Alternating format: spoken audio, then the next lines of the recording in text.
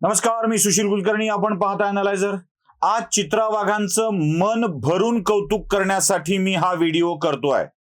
राज्यातल्या निवडक राजकारण्यांच्या मध्ये माध्यमांना कोलून टाकण्याची जी हिंमत आहे ना, त्यापैकी एक आहे चित्रा वाघ. वाघासारखं बोलल्या, चित्रातल्या वाघासारखं नव्हे, वाघासारखं बोलल्या आणि अक्षरशः माध्यमांना भिरकावून दिलं, फेकून दिलं. माध्यमाच्या नावाखाली सुपारी घेऊन येणाऱ्या पत्रकारांना चित्रा वाघांनी ज्या पद्धतीनं सुनावलंय ना, हॅट्स ऑफ चित्राताई. ग्रेट ग्रेट ग्रेट एवढेच शब्द वापरावे वाटतात.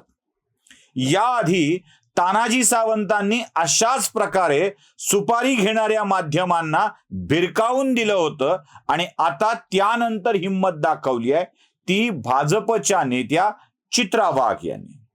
मला वाटतं अजून काही जणांना माध्यमांना असं भिरकावून लावण्याची आवश्यकता आहे. तशी हिंमत उपमुख्यमंत्री देवेंद्र फडणवीस यांनी देखील दाखवलेली आहे. त्यांनी तर चक्क HMV म्हणून टाकलंय आणि माध्यमांना, विशेषतः काही खास लोकांना त्यांची अवकात दाखवून दिलेली आहे. राज्यातल्या आणखी काही नेत्यांनी याबाबत आपली भूमिका घेण्याची गरज आहे. जसे पंकजा मुंडे, त्यांचा संबंध नसताना अनेक ठिकाणी ओढलं जातं आणि तरीही त्या सभ्यपणाने या सगळ्यांची उत्तरं देत राहतात. चित्रा वाघांनी ज्या पद्धतीनं एका स्त्रीनं समोर येऊन हे धाडस दाखवलंय त्याला ग्रेटच म्हणावं लागेल. निमित्त होतं भारतीय जनता पक्षाच्या महिला अध्यक्षा झाल्यानंतर त्यांच्या प्रेस कॉन्फरन्स, आणि या प्रेस कॉन्फरन्समध्ये पत्रकार त्यांच्याशी संवाद साधत होते. मुळात पत्रकार परिषदेमध्ये असं घडलं पाहिजे की पत्रकार परिषद घेणाऱ्यांनी पत्रकारांशी संवाद साधला पाहिजे, पण या संवादाचं रूपांतर वादामध्ये कधी होतं तेच कळत नाही. मुळात प्रश्न विचारणाऱ्यांना स्नेह संजय राठोडांशी होता, चित्रा वाघांशी होता, की दोघांच्यात लावून देऊन दुसऱ्या तिसऱ्याच कोणाशी त्यांचे संबंध उत्तम होते. म्हणजे माझा प्रश्न असा आहे की या पत्रकाराला संजय राठोड यांनी पाठवलेलं होतं, चित्रा वाघ यांचा तो माणूस होता, त्याच्या भूमिका कळल्या नाहीत का तिसरा कोणीतरी मध्ये होता ज्यानं यांना पाठवून देऊन हे वाद निर्माण करण्याचं सांगितलेलं आहे. मुळात या पत्रकार परिषदेमधला त्या पत्रकाराचा प्रश्नच हा निव्वळ सुपारी घेतल्यासारखा होता. त्याची उत्तरही तशीच होती. प्रश्न होता आपने, बघा प्रश्न होता, आपने संजय राठोड का करियर बर्बाद कर दिया है. बघा तुम्ही तो प्रश्न आणि त्याची काही वाक्य ऐकवतो तुम्हाला. बघा. सरकारमध्ये सुद्धा मंत्रिपदावरून काढून टाकायला किती महिने संघर्ष करावा लागला तुम्हाला माहितीये. वर्षभरात मी काय काय सहन केलं तुम्हाला माहितीये. माझ्या परिवाराने काय काय सहन केलं. मी कोणासाठी लढत होती? मी एका मुलीसाठी लढत होती. त्याच्यामुळे जितकी माझी ताकद आहे ना, ती सगळी ताकद मी लावणार आहे. हे तुम्हाला मी सांगते. आजही लढले, कालही लढले आणि उद्याही लढणार आहे. नहीं हमारा यही बोलना है मैडम, हमको यही बताना है आपने उनका पॉलिटिकल करियर बर्बाद कर दिया है बिना कारण. ऐकलं? आता चित्रा वाघांनी संजय राठोडांचं करियर बर्बाद केलं, राजकीय करियर. मुळात चित्रा वाघांनी मागणी केल्यानंतर म्हणजे ठाकरेच्या मंत्रिमंडळातील मंत्री संजय राठोड यांच्यावरती एका महिलेचं शोषण केल्याचा आरोप झाला, चर्चा झाली, त्यांना पुणे पोलिसांनी क्लीन चिट दिली. आता इथे कुणालाही क्लीन चिट मिळतेय. EOW तिथे शरद पवारांना क्लीन चिट देत आहे, पाटबंधारे भ्रष्टाचारामध्ये क्लीन चिट मिळते ACB कडून. परमवीर सिंग असताना तिकडे परोपकारी असताना इकडे संजय राऊतांना दिलासा मिळतोय. त्यामुळे संजय राठोडांना दिलासा मिळणं ही काही फार आश्चर्यकारक गोष्ट नव्हती. बरं, चित्रा वाघांनी सत्ता परिवर्तनाच्या नंतर ही लढाई थांबवली आहे का? नाही, लढाई चालू आहे. करियर बर्बाद झालं म्हणायला राजीनामा दिलेल्या राठोडांना पुन्हा शिंदेंनी आपल्या मंत्रिमंडळात घेतलेलं आहे. त्यामुळं संजय राठोडांचं करियर बर्बाद झाला असाही मुद्दा येत नाही. मग या पत्रकाराला करियर बर्बाद झाल्याची जाणीव का झाली आणि त्याने चित्रा वाघांच्या समोर करियर बर्बाद केल्याचा आरोप का ठेवला?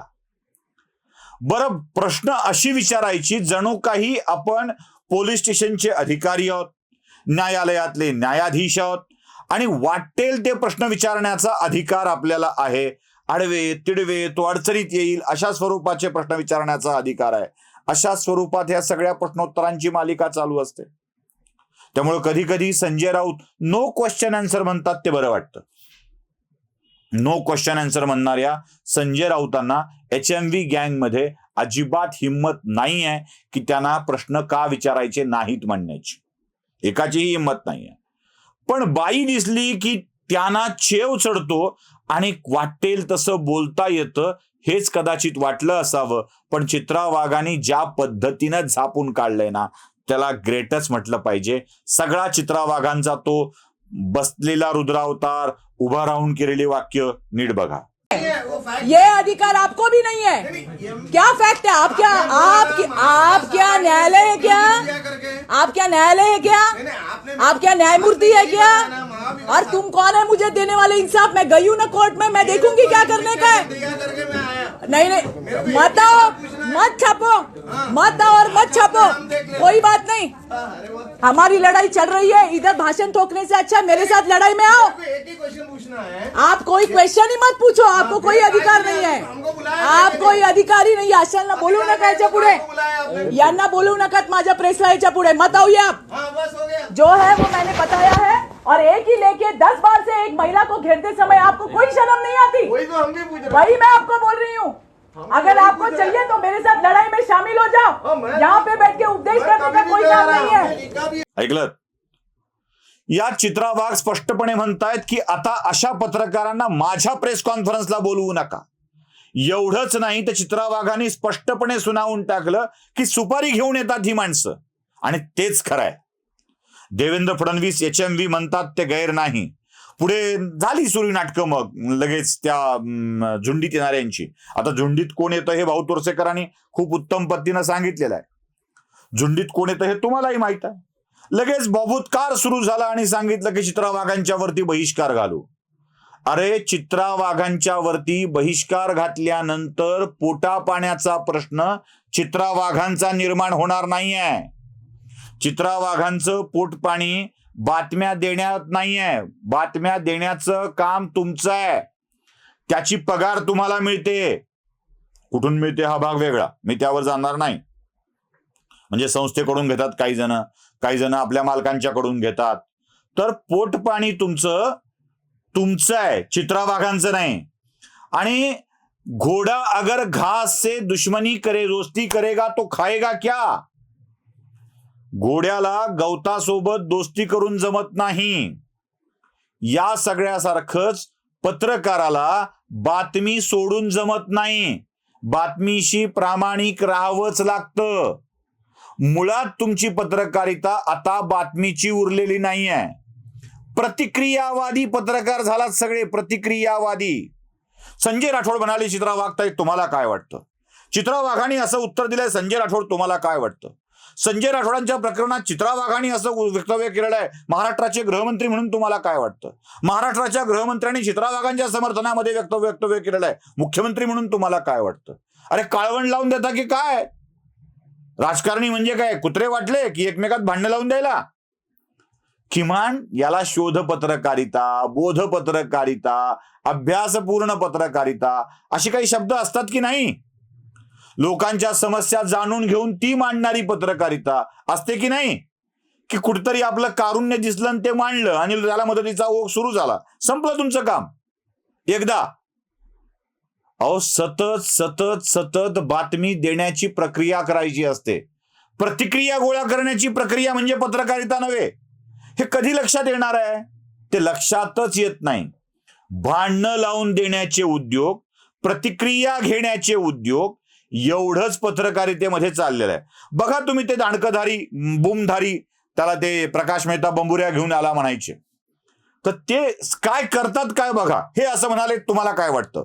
त्यांनी असं म्हटलंय, तुम्हाला काय वाटतं? तुमची प्रतिक्रिया काय? तुमच्यावरती आरोप झालाय, तुमचा खुलासा काय? अरे, तुम्ही काय शोधताय? एक तर मुळात सगळ्या RTI ऍक्टिव्हिस्टनी ना या सगळ्या पत्रकारांची बुद्धी गंज चढायला टाकून दिलेली आहे.